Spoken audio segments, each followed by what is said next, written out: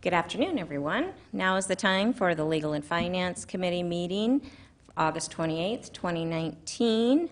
I'll call this meeting to order. I would like to do a roll call and determination of quorum, please.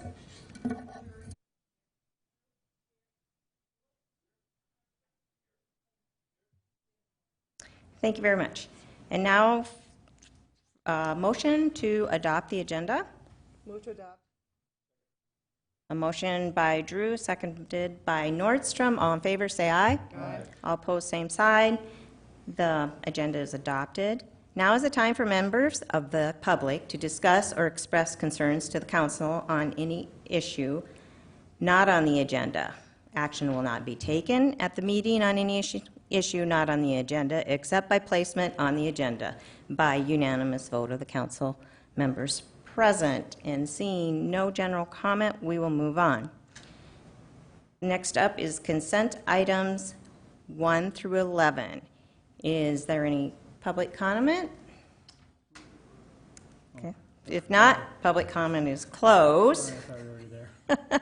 Now, are there any items from the consent calendar that the council would like to remove from 1 through 11? Oh, Mr. Nordstrom, you have the floor. Thank you, Madam Chair, being able to interpret the signs up here. But anyway, if we could pull items 9 and 10, please. Okay, Mr. Nordstrom would like to move 9 and 10. We have the floor now to Darla Drew. Item number 4. And item number 4, do I have a motion to approve 1 through 11 with the exception of 4, 9, and 10? Moved by Lewis, seconded by Drew. All in favor, say aye. Aye. All opposed, same sign. Motion carries. We'll now go to item number 4, approve resolution number 2019-065, a resolution canceling checks or warrants not presented for payment within 1 year of date of issue. We'll now go to Darla Drew. Thank you, Madam Chair. Could I ask Pauline Sumption a question? Certainly. So, Pauline, with these checks, they're what we pay to people, or they returns, or what are where are the checks coming from in this case? They're uncashed checks either to former employees or to vendors. Oh. We are required to do this annually and submit it to the state as unclaimed property. And what are warrants? What is that? Basically, it's the check. That's another word for check. Okay. So we wrote them a check. They haven't cashed it. We've sent them a letter saying, hey, you haven't cashed a check. If you've lost it, fill out this affidavit. We'll reissue a check, and these are the ones remaining at the end of all of the processes. Do you know how much that is this year, perchance? Let me look.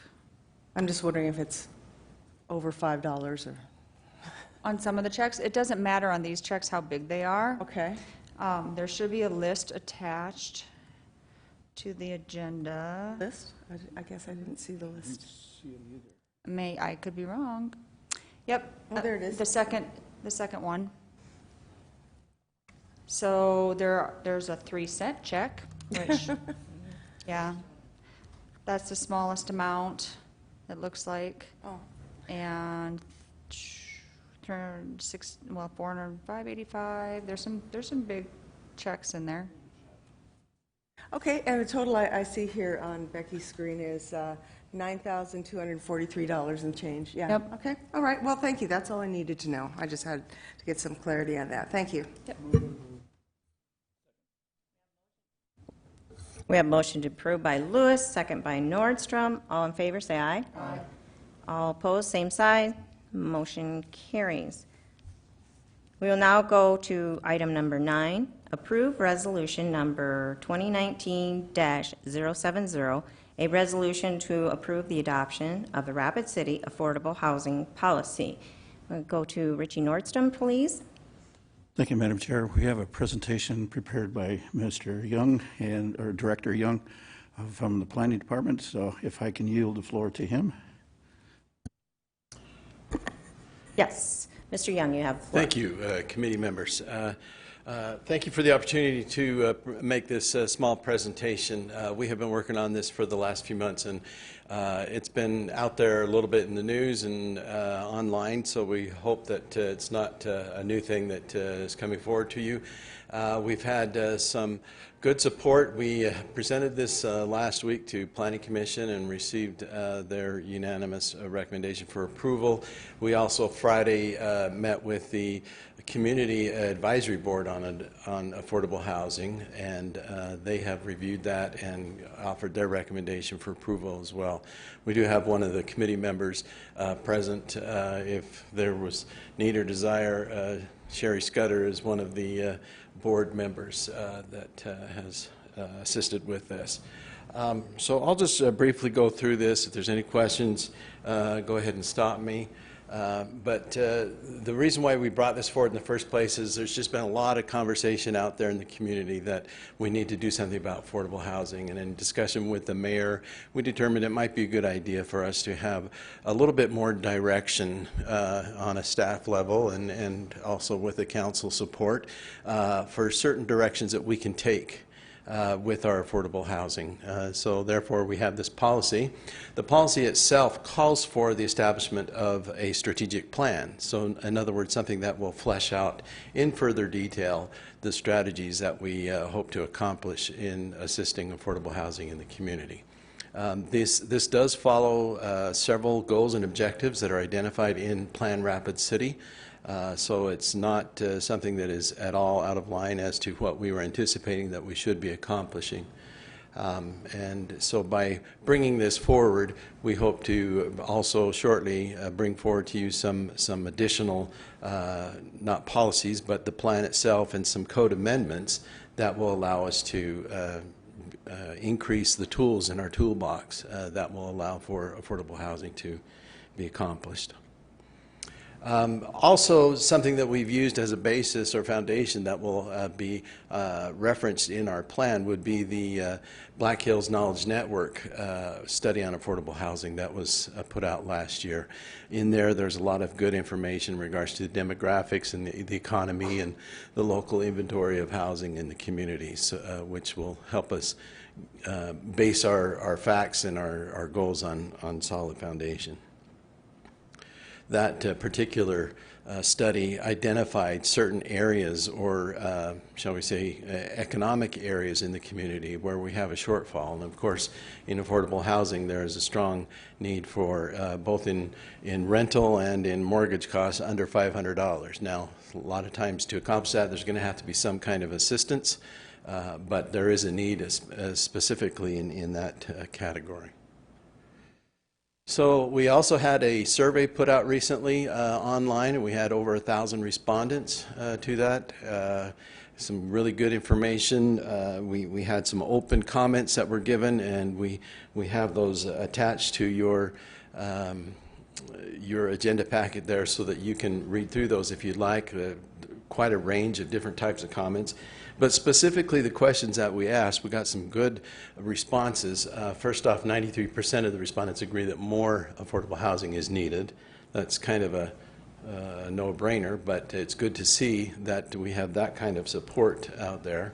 86% of the respondents support accessory dwelling units overall. 59% of those support ADUs within attached or detached. The most common cited need for owned units were in the range of 50,000 to 100,000, and for rental it was between actually 300 to 750, two different categories. So I think there's a lot of work that we can do. There are some code amendments and some zoning that we feel that will promote these particular areas a little bit more, and again, those are things that we'll hope to bring forward soon. The priority types of desired affordable housing units were small single-family homes, 85%, and the standard apartments, 50%. About half supported allowing smaller lot sizes, reducing permit costs, and creating new zoning districts. So that's basically it. I think we have a good foundation of how to move forward here, and we're hoping that you will support us in these efforts. Any questions? Thank you, Madam Chair. First, if I may, make a motion to approve of this resolution. And if I get a second, would like to retain the floor. Okay, we have a motion by Nordstrom, second by Lewis, with Mr. Nordstrom retaining the floor. Thank you, Madam Chair. Just a very brief question, or maybe even a couple of brief questions for you, is that the standard buzz that's going out in the community right now, and I heard a lot of it about it yesterday at Public Works Committee meeting about affordable housing. And I like what you've done with the essentially the definition of what we would like to achieve, or a goal for achievement. Could you explain how that intent is behind what HUD is referring to as affordable housing? Because I think there's a lot of misunderstanding what affordable housing really, really means.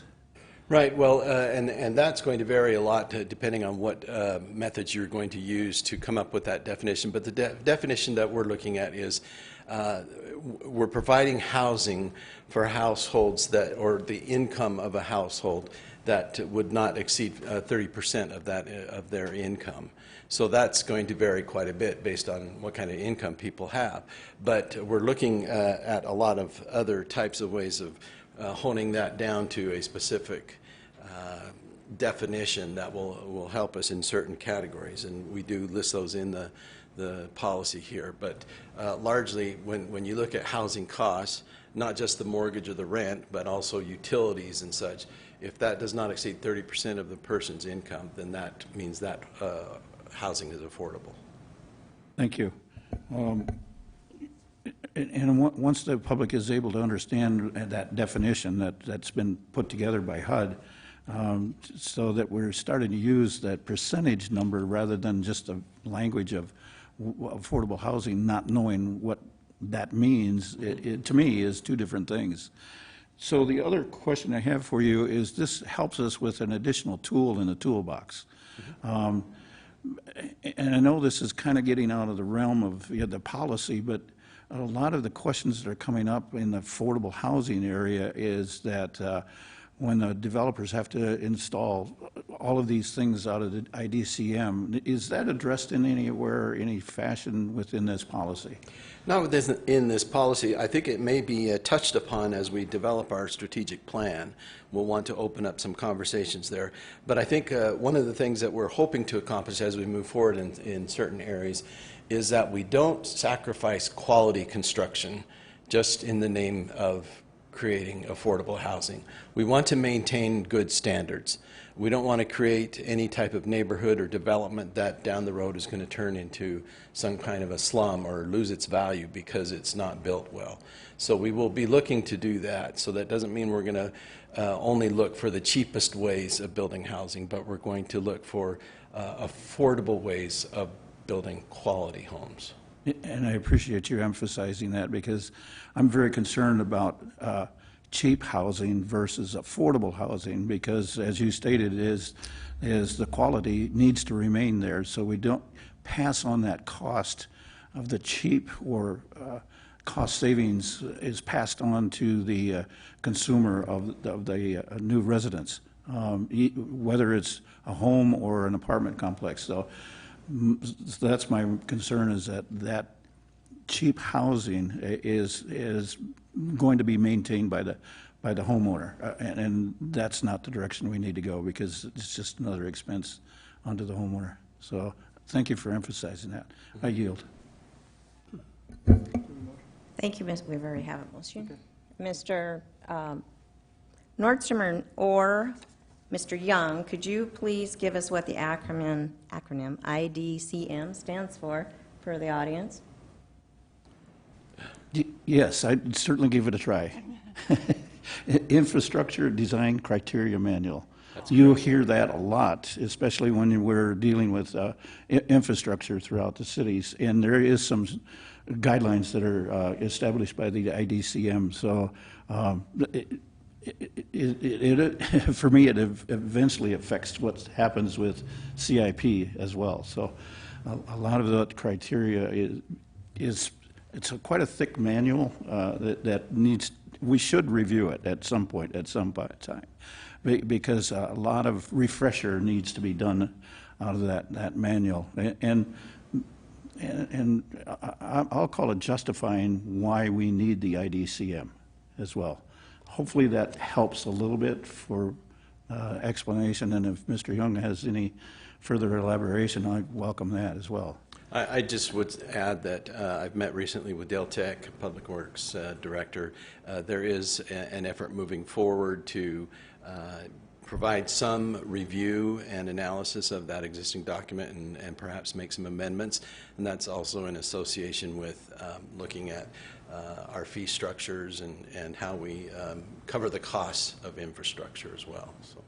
Okay, thank you. I appreciate that clarification, and we just need to be careful when we use acronyms that we explain what they are so the public can follow along in the conversations. I also appreciated the definitions of affordable housing in this program. You had some great attachments to our agenda, which I also appreciated. I did have a question under targeted strategies, number 3. We're talking about accessory dwelling units. We have not passed that yet as a council, correct? That's right. It has come forward to the council previously. We pulled it to do some revising, and then we wanted to wait until after the elections before we brought forward again. So we are planning. We determined that it would be good to have this policy first come forward, including some directions for several targeted strategies, one of which is the accessory dwelling units. So we do have that scheduled to come forward as an ordinance in the next within the next month. You'll see that. That'll probably be our first step taken in those identified here in the policy. Okay, thank you. But one of the things I had a question on, it said the city will provide for the permitting of legal ADUs in residential neighborhoods. So I'm a little concerned if we pass this policy, we're already saying we will do this. We are doing this. It's going to lock us in on the ADUs when we really don't know yet how that's going to be completely structured. So for that reason, I will probably vote against this policy. And when we talk about permitting, I don't know if that's here you just come in and I give you a permit or it costs something. I want to know really how much that's going to cost the permittee. Sure. So those are questions that I have. And the other question I'm going to raise, because I raised it the other night, is nowhere in here is there a place for tax decreases, because I think that's one way to stimulate affordable housing is to, for example, if you own a rental house, you pay more for that rental house in taxes than you do your own residence, and therefore it ups the cost for the renter. So I think that should be something that is worked in here as another tool. If We I may, talked about tools in the toolbox, and I think that might be one. if I may, I think the reason why we left that out is because we don't really have control over the taxation. That's more of a county function.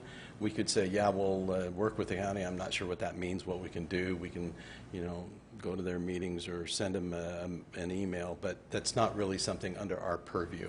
So to add that to our policy, I'm not sure is appropriate. Okay, that's all the questions I have. Mr. Nordstrom, you have another question? Go ahead. Madam Chair, you raised an excellent question about the ADUs, so I need to ask Mr. Young another question, if I may.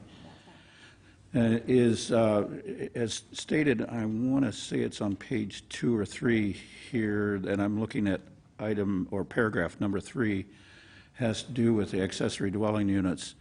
And there may be some other portions within this policy, but is there a way to put that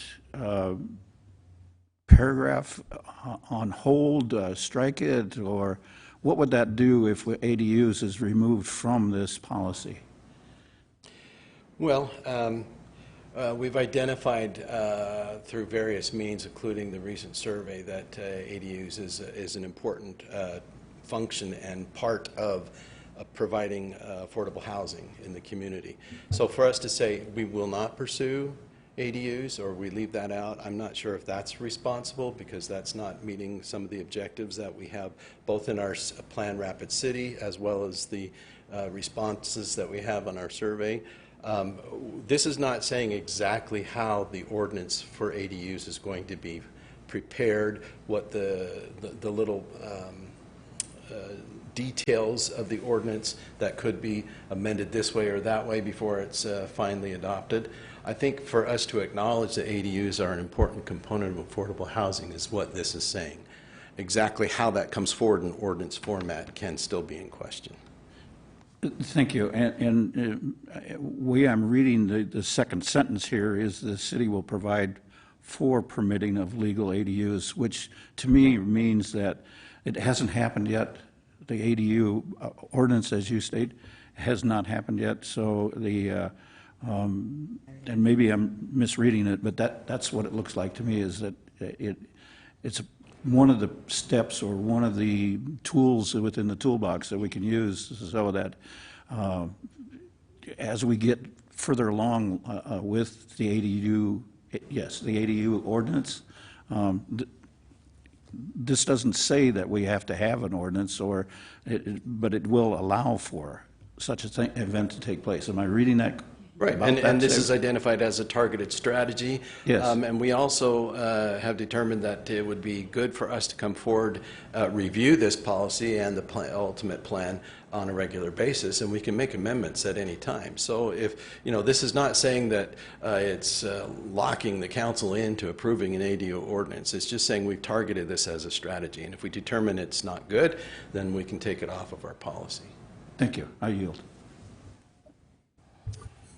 Darla Drew, you have the floor. Thank you. I'm going to support this resolution along with the ADUs because one of the most important parts of getting these ADUs recognized and permitted is to help the emergency vehicles find them. So that is a first step, I think, in getting the ADU across. And I understand that this is not actually a policy that we're voting on today, but I do want to go forward with looking at ADUs and how to make them a part of the city and make them legal. Thank you. Thank you. I guess I'd be more comfortable if that sentence said the city may provide for the permitting of instead of will, and will is locking me in. So with that, we will take a vote. Is there any other discussion? All right. All in favor say aye. Aye. All opposed say no. No. And the motion passes. That is the end of. We will now move down to non-consent items. Again, public comment is open. No public comment, closed. Now go on to second reading and recommendation of ordinance number 6351, an ordinance concerning the Opportunity Capture Fund Oversight Board. Move to approve. Second. We have a motion to approve by Lewis, second by Nordstrom. Is there any comments on? Yes. Second. Did we skip over number 10? Yeah, we did. Oh my gosh, I did. We better back up and do number 10. Thank you, Mr. Nordstrom. I had it circled and everything. Let's move to number 10. Approve the Community Development Block Grant, CDBG.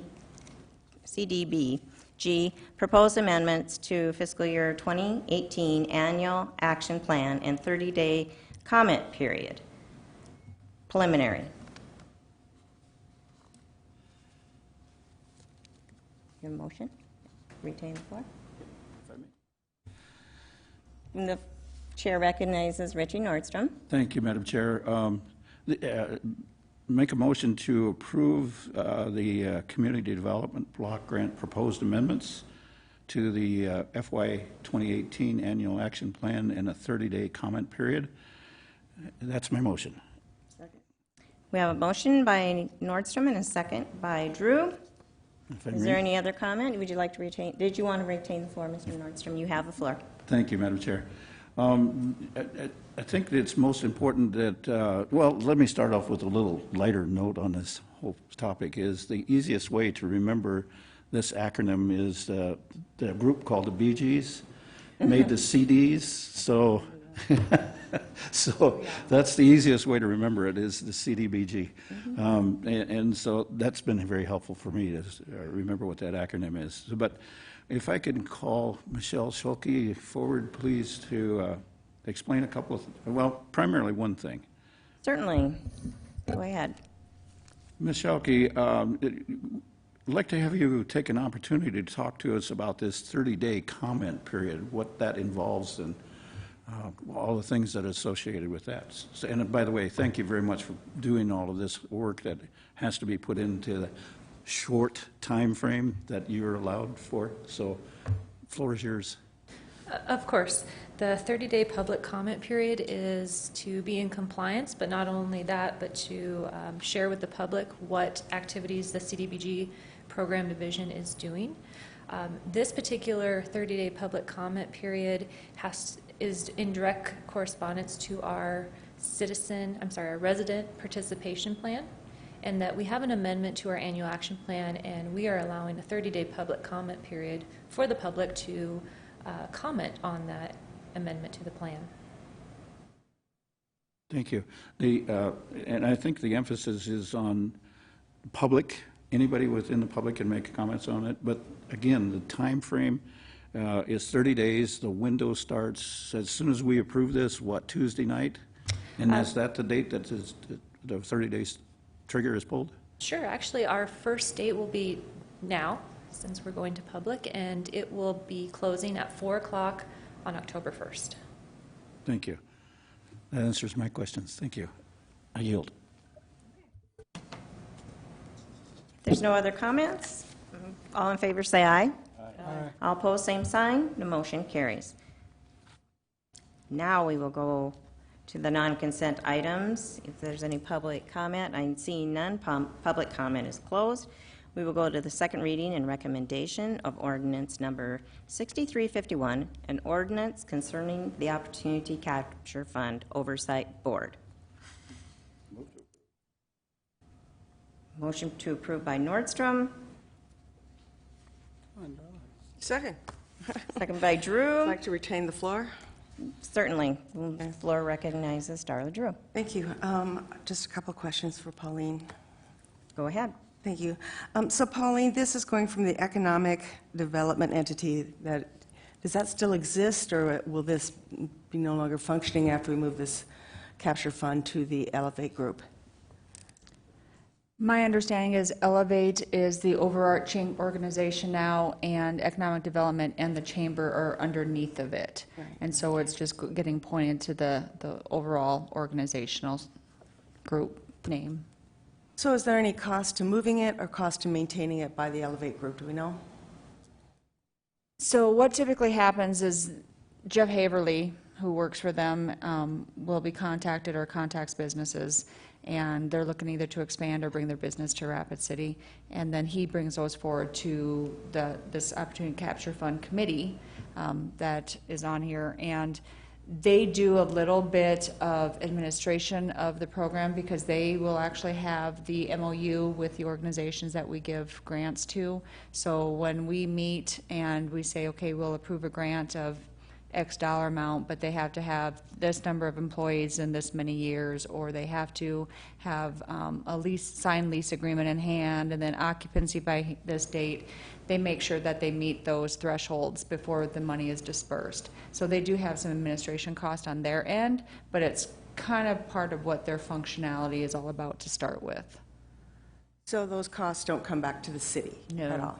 No. And Mr. Haverly is paid for by funds from Elevate? Mm-hmm. Okay. All right, just making sure that we don't get any cost accrued from this move. Thank you. All right, is there any other comment? If not, all in favor, say aye. Aye. All opposed, same side. Motion passes. On to number 13, second reading and recommendation of ordinance number 6346 regarding FY 2020 appropriation ordinance. Move to approve. Second. We have a motion to approve by Lewis, second by Drew. Is there any comment? Okay, all in favor say aye. Aye. All opposed, same side? No. Is there anything else? If not, I would welcome a motion to adjourn. So moved. By Nordstrom, second by Second. Lehman. All in favor say aye. Aye. All opposed, same sign. We are adjourned. Thank you, everyone, for coming. Give you a gavel.